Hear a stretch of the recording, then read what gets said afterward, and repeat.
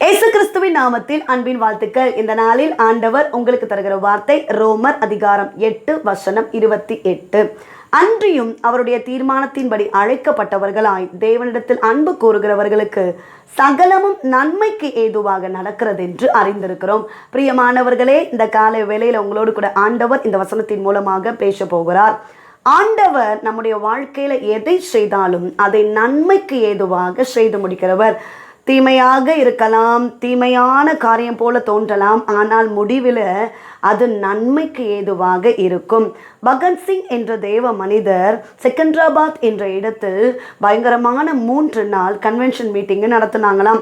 3வது நாள் அந்த கூட்டத்தை நடத்தி முடிக்கணும். முடித்த பிறகு சாப்பிடுவதற்கான ஃபுட் எல்லாம் அரேஞ்ச் பண்ணியிருந்தாங்க.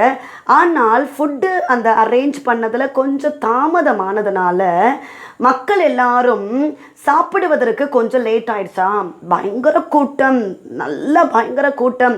இப்படிப்பட்ட சூழ்நிலையில் ஃபுட்டு சாப்பிட்டுட்டு கொஞ்சம் லேட்டான அந்த கால தாமதம் கொஞ்சம் லேட்டானதுனால 10 மணிக்கு பிடிக்க வேண்டிய அந்த ட்ரெயினை மக்கள் எல்லாரும் மிஸ் பண்ணிட்டாங்களாம்.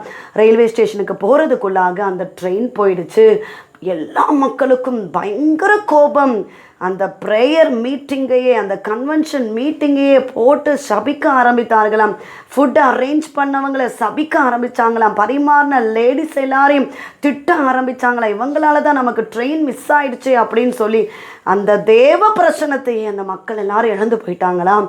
பிரியமானவர்களே, இப்படியாய் ட்ரெயினை மிஸ் பண்ணியாச்சு. இனி நெக்ஸ்ட் ட்ரெயின் எப்போ வரும்? மார்னிங் 5 o'clock வரும். அதனால் எல்லாரும் ரயில்வே ஸ்டேஷன்லேயே படுத்து தூங்கிட்டாங்களாம். காலையில் ஆச்சு, 5 மணிக்கு ட்ரெயின் வருமா அப்படின்னு பார்த்துட்ருக்காங்க. 5 மணிக்கு வர வேண்டிய ட்ரெயினும் வரலை. மக்களுக்கு இன்னும் கோபம் தாங்க முடியலை. உடனே அங்கே இருந்த ஆஃபீஸர்கிட்ட விசாரிக்கும் போது, நீங்கள் நியூஸ் பேப்பரை பார்க்கலையா?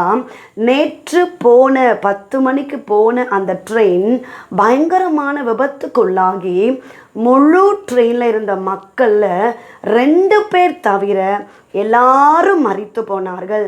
இப்படிப்பட்ட விபத்து ஏற்பட்டதுனால இந்த 5 மணிக்கு வர வேண்டிய ட்ரெயின் நிறுத்தப்பட்டிருக்கிறது அப்படின்னு சொல்லி இப்பொழுதுதான் இந்த மக்கள் புரிந்து கொண்டாங்களாம்.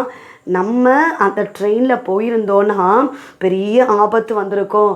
ஆனால் கர்த்தர் இப்படிப்பட்ட நன்மையான காரியத்தை நம்முடைய வாழ்க்கையில் செய்திருக்கிறார், ஜீவனை காப்பாற்றியிருக்கிறார் என்று சொல்லி எல்லாரும் ஆண்டவரை மகிமைப்படுத்தினாங்களாம். பிரியமானவர்களே, இந்த கால வேளையில் கர்த்தருடைய வார்த்தையை கேட்டுக்கொண்டு இருக்கிறீங்க.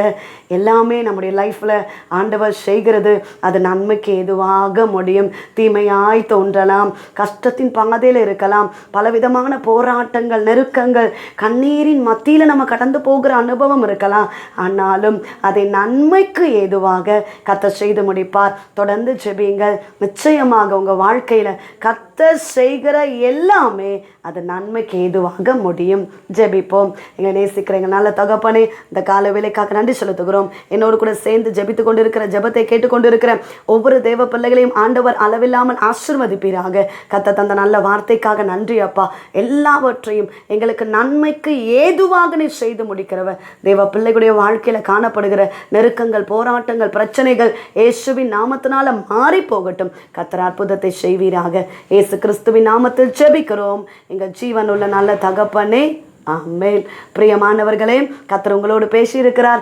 உங்கள் வாழ்க்கையில் ஏசப்பா எதை செஞ்சாலும் அது நன்மைக்கு ஏதுவாக செய்து முடிப்பார். உங்களுக்காகவும் உங்களுடைய ஜெப விண்ணப்பங்களுக்காகவும் தொடர்ந்து நாங்கள் ஜெபித்து கொண்டிருக்கிறோம். நீங்களும் எங்களுக்காக, எங்களுடைய ஊழியங்களுக்காக, விசேஷமாய் தேவனுடைய ஆலய கட்டுமான பணிக்காக ஜெபித்து கொள்ளுங்கள். டிவோஷன் மூலமாய் உங்களோடு ஆண்டவர் பேசுகிறதை எங்களோட பகிர்ந்து கொள்ளுங்கள். இந்த வார்த்தை அநேகருக்கு பிரயோஜனமாக இருக்கும் என்றால் அநேகருக்கு ஷேர் பண்ணுங்க. God bless you.